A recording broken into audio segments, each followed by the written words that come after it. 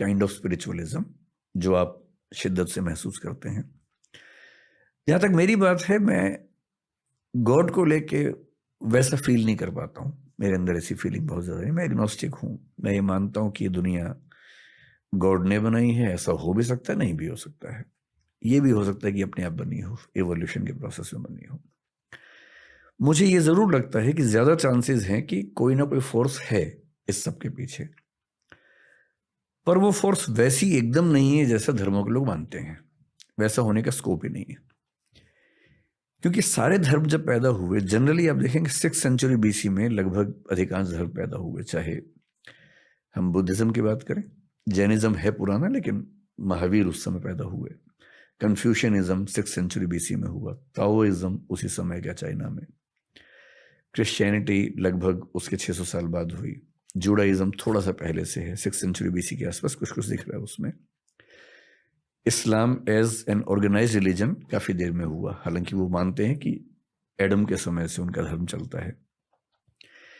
धर्मों का विकास, human being का जो कॉग्निटिव डेवलपमेंट है, जब हम पहली बार सोचने लगे, हम तो मतलब कई अरब साल का प्रोसेस है एवोल्यूशन का, लगभग 1400 करोड़ साल के आसपास का प्रोसेस है, जिसमें पहली बार सोचने वाली स्पीशीज जो बनी, हमारी सोचने का प्रोसेस 70,000 साल पहले शुरू हुआ है।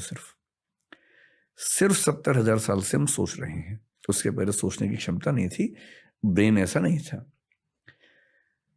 पिछले 2,500 साल से फिलॉसफी चल रही है, यानी सोचने के भी शुरुआती 67,500 साल में फिलॉसफी नहीं है।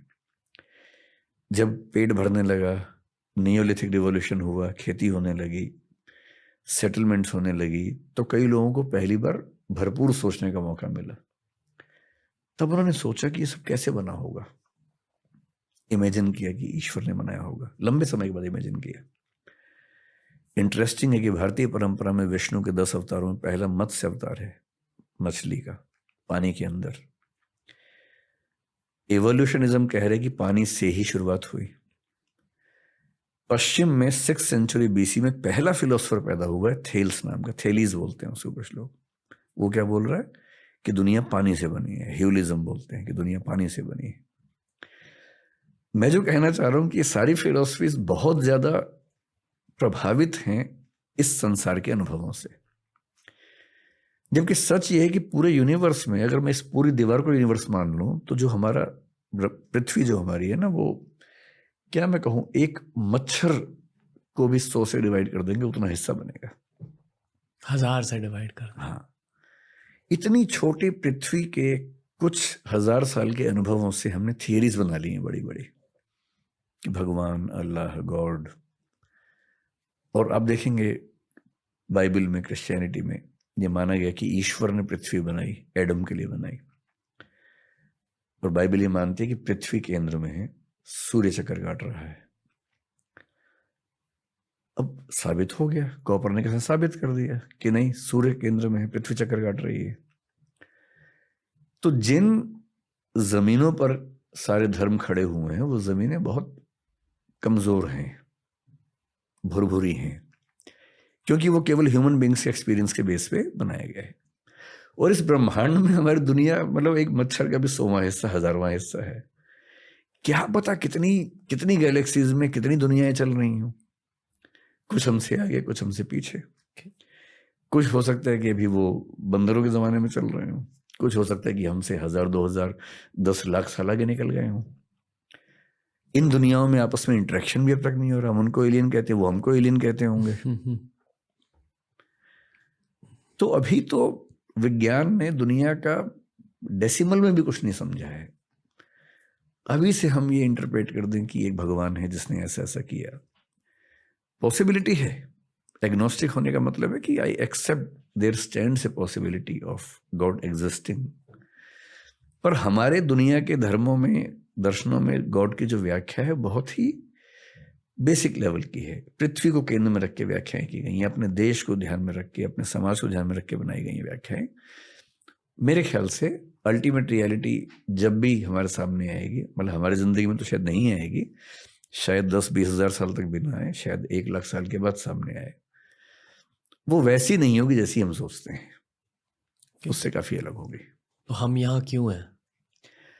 मतलब इस क्वेश्चन का आंसर मेरे पास नहीं है, और मेरा आंसर यही है कि मुझे भी नहीं पता कि हम यहाँ क्यों हैं। तो let us celebrate and enjoy that we do not know कि हम यहाँ क्यों हैं।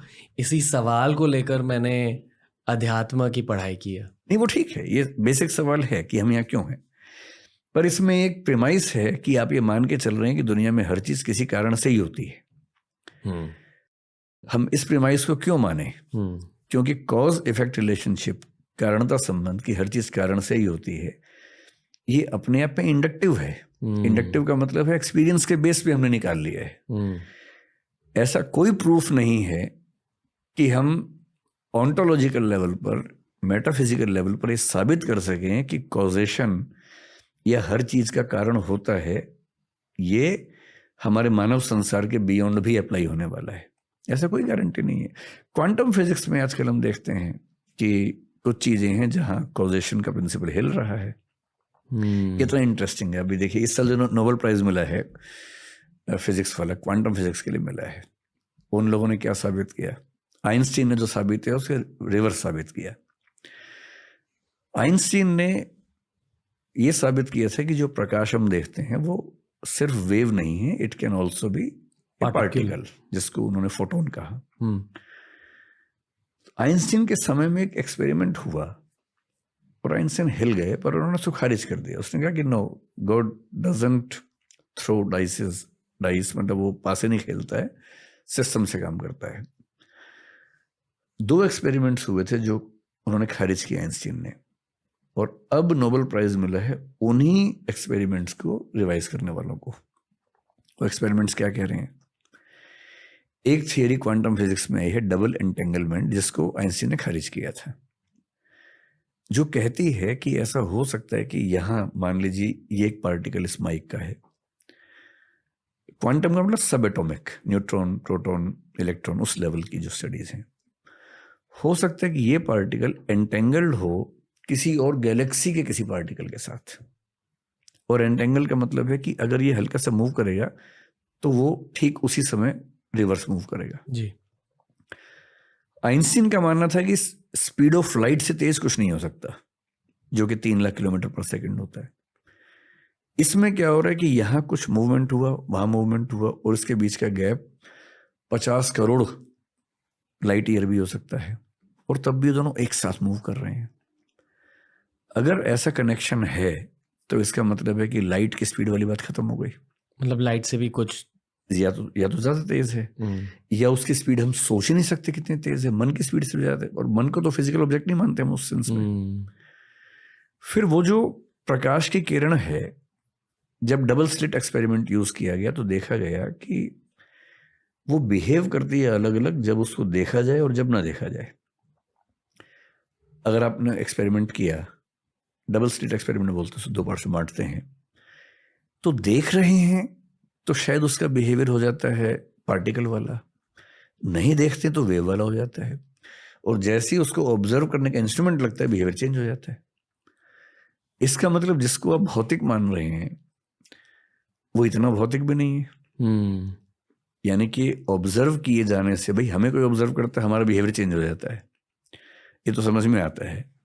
लेकिन लाइट के पार्टिकल्स का बिहेवियर अगर चेंज होता है देखे जाने से, इसका मतलब भौतिक और चेतन, मैटर और कॉन्शियसनेस का जो डाइकोटमी हम मानते हैं कि दोनों अलग अलग हैं, शायद वो भी नहीं है। और अगर परसीवर के देखने से रियलिटी चेंज हो रही है तो शायद शंकराचार्य ठीक कह रहे थे। और जो श्रोडिंगर नाम के साइंटिस्ट हुए, जो आइंस्टीन के खिलाफ क्वांटम फिजिक्स में खड़े हुए थे, उन्होंने भारतीय दर्शन का तत्वमसी सिद्धांत जो उपनिषद का, उसको फॉलो किया, उस पर लिखा बहुत ज्यादा। क्वांटम फिजिक्स में उनसे बड़े विद्वान दुनिया में नहीं हुए।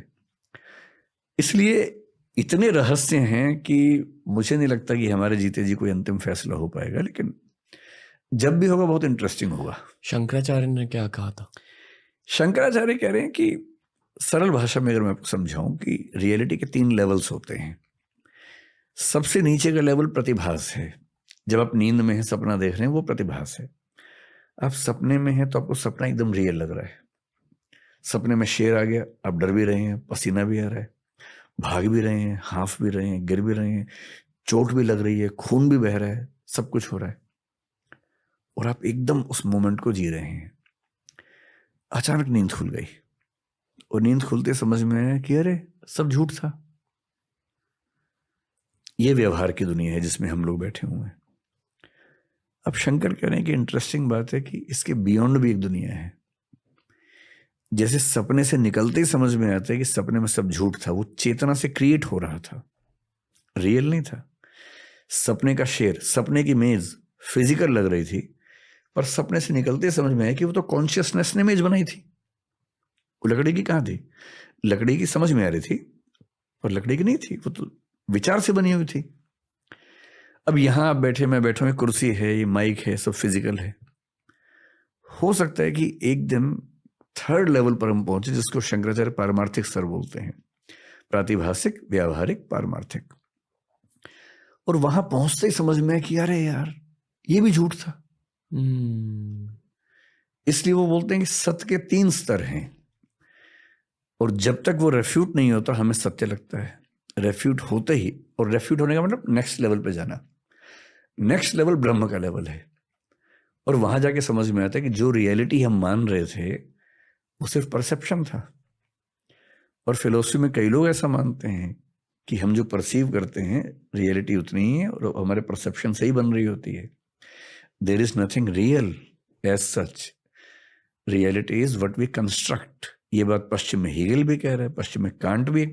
कांट तो यहां तक कह रहे हैं कि कप जो है हम जान ही नहीं सकते कैसा कप है, वी कैन ओनली परसीव।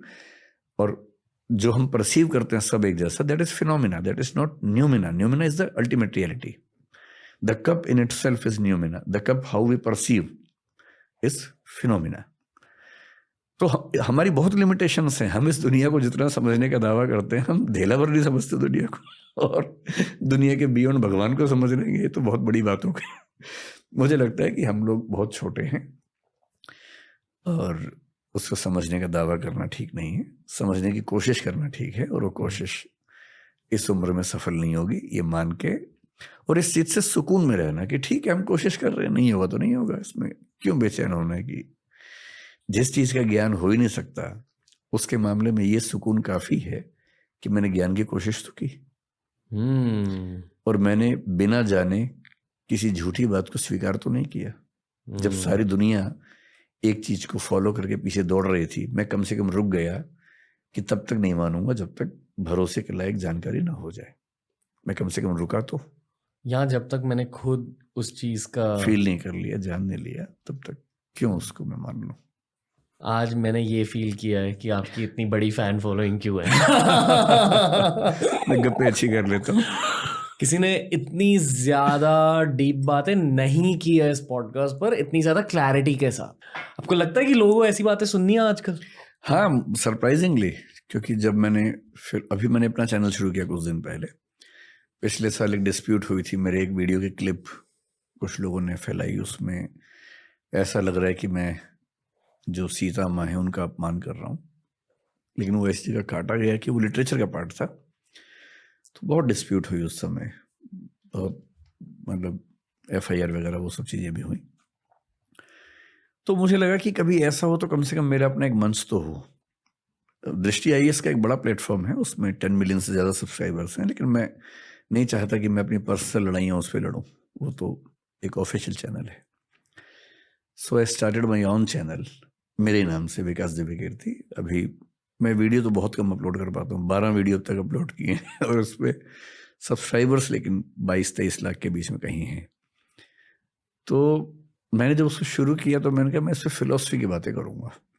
मैंने वो 4 वीडियो फिलोसफी डाले हैं सिर्फ, जिसमें से एक चारवाक फिलोसफी के बारे में है, एक है व्हाट इज अल्टीमेट रियलिटी, एक है फिलोसफी क्या होती है, एक इंडियन फिलोसफी का इंट्रोडक्शन डाला है, उपनिषद वेद से लेकर ओशो रजनीश तक का पूरा। मेरा ख्याल था कि इन विषयों को कौन सुनना चाहेगा, तो मैंने अज्यूम किया था कि 1-2 लाख लोग उसको शायद देखेंगे, और लेकिन सरप्राइजिंगली वो वीडियोस करीब 50 लाख 45 लाख लोगों ने देखे हैं और डिमांड कर रहे हैं कि और बनाओ वीडियो। अब मुझे टाइम 1-2 महीने से नहीं मिल पा रहा, मैं बहुत बिजी चल रहा हूँ क्लासेस वगैरह में। So maybe in next 1.5 months my batches will be over and then I'll restart with the channel. कब स्टार्ट कर रहे हो? क्या? The Vikas Divya Kirti show. मतलब आप चाह रहे कि मैं पॉडकास्ट शुरू करूं अपना? जी। हाँ तो कर देंगे जल्दी। और आपको एक कॉन्वर्सेशनल पॉडकास्ट करना है। हाँ मैं फिर वही करूंगा, बातचीत करूंगा जहां आप मतलब खुल के एकदम एक्सपेंसिवली, टाइम लिमिट के बिना हर हफ्ते एक एपिसोड आप रिलीज कर दो सर, पूरा देश देखेगा। टाइम की बड़ी किल्लत रहती है, लेकिन मैं कोशिश करूंगा, जरूर करूंगा। मतलब पहली बार सुझाव मिला तो सीरियसली इसको लेता हूँ, क्योंकि फॉर द पॉडकास्टर जो आप बनोगे अभी, ये एक बहुत, एटलीस्ट फॉर मी, मैं खुद के पर्सपेक्टिव से बता, बहुत एवोल्यूशनरी प्रोसेस होता है। क्योंकि आपको चैलेंज किया जाता है हर हफ्ते में एक बार। कोई अच्छा गेस्ट आपको चैलेंज करेगा, जैसे कि आज आपने मुझे चैलेंज किया, and this is what I live for. ये इस करियर का रश होता है कि जब कोई आपको चैलेंज करेगा तब आपकी ग्रोथ होती है। हाँ ठीक बात है। That's it. यही था आज का पॉडकास्ट। कैसा लगा सर? बहुत बढ़िया, खूब मजा आया मुझे। आपको? बहुत बहुत अच्छा लगा। मतलब जितना मैं कहूँ कम होगा। आपने बहुत इन्फॉर्मेशन लोड किया मेरे दिमाग में सर, इसलिए I am lost for words. Just want to say thank you. जो मैंने इस पॉडकास्ट के शुरुआत में कहा कि विजडम मीट्स कंपैशन, यही थी इस पॉडकास्ट की थीम। तो thank you sir.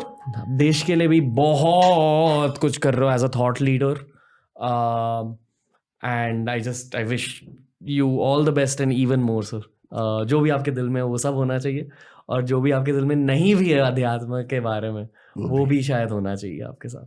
Thank you, lots of love, lots of respect, thank you.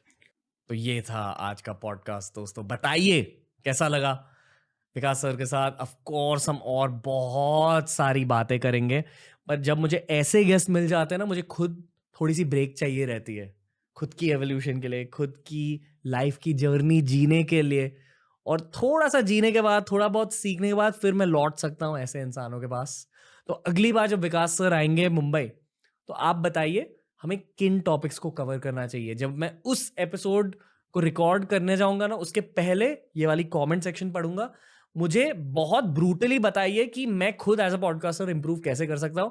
और अगर ये आपका पहला टीआरएस पॉडकास्ट है विकास सर की वजह से, तो प्लीज बाकी पॉडकास्ट भी देखिए यार, बहुत कुछ सीखने को मिलेगा आपको। बहुत कुछ सीखा है मैंने 4 सालों में, और ये पूरी लाइब्रेरी है फ्री ऑफ कॉस्ट आपके लिए। टीआरएस को सपोर्ट करते रहिए। नमस्ते, लव यू, कीप सपोर्टिंग।